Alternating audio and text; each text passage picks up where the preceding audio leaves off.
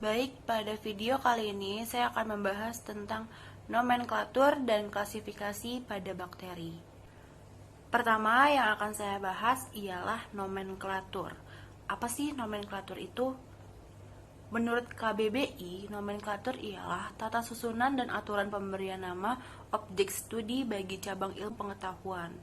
Masih bingung nggak sih apa sebenarnya itu nomenklatur? Sebentar. Pada gambar ini ialah salah satu contoh bakteri dengan nama Streptococcus pneumoniae. Nah, gimana sih caranya kalau mau nulis nama bakteri Latin ini di paper, di jurnal, atau ditulis dimanapun? Karena nama bakteri secara Latin ini nggak bisa ditulis secara sembarangan, alias dia tuh ada tata cara penulisannya. Nah, inilah yang disebut dengan nomenklatur tadi. Jadi ada dua nih tata cara penulisannya. Yang pertama itu tata cara penulisan kalau mau kita ketik. Yang kedua ada tata cara penulisan kalau kita tulis manual. Tata cara penulisan yang pertama yaitu kalau mau diketik ya. Ada dua penulisan, yang atas sama yang bawah. Bedanya apa sih yang atas sama yang bawah? Yang atas tuh contoh yang salah, yang bawah adalah contoh yang benar. Jadi yang benar itu adalah pada kata pertama huruf awalnya adalah huruf kapital. Pada kata kedua hurufnya huruf biasa, huruf kecil. Dan kata-katanya dicetak secara italik atau cetak miring. Jadi dalam tulisan ini yang benar adalah yang bawah. Jika ingin menulis secara manual bisa dilakukan seperti ini, yaitu dengan memberikan garis bawah pada kalimatnya dan huruf depan pertama tetap kapital. Jadi perbedaannya seperti itu. Nah, ini dia namanya Carl Linnaeus. Dia itu adalah bapak taksonomi. Dia juga yang menciptakan atau mendirikan sistem ilmiah tata nama ini. Sekarang kita masuk ke dalam materi klasifikasi pada bakteri. Jadi pertama-tama makhluk hidup itu diklasifikasikan sebagai 5 kingdom. Yang pertama ada kingdom Monera, kingdom Protista, kingdom Plantae, kingdom Funi, dan kingdom Animalia. Bakteri masuk kemana sih? Nah, bakteri itu masuk ke kingdom Monera. Kingdom Monera atau si bakteri ini disebut juga dengan prokaryotik karena dia tidak memiliki membran inti sel. Bentuk bakteri itu juga macam-macam.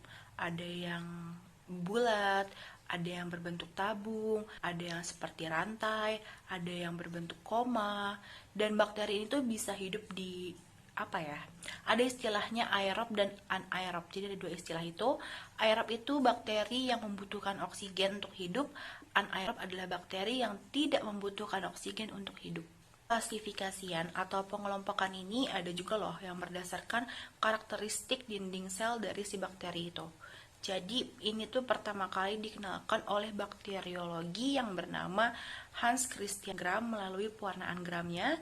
Dia mengelompokkan bakteri menjadi 3. Yang pertama itu ada bakteri gram negatif.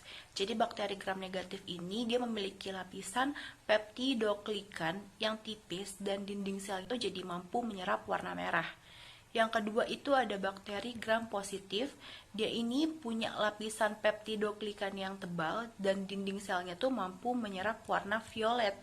Dan yang ketiga ada bakteri yang nggak punya dinding sel. Jadi ini bakterinya nggak punya dinding sel. Kelompokan bakteri berdasarkan cara mereka mendapatkan makanan.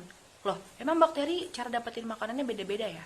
Beda, jadi ada 3 pengelompokan nih.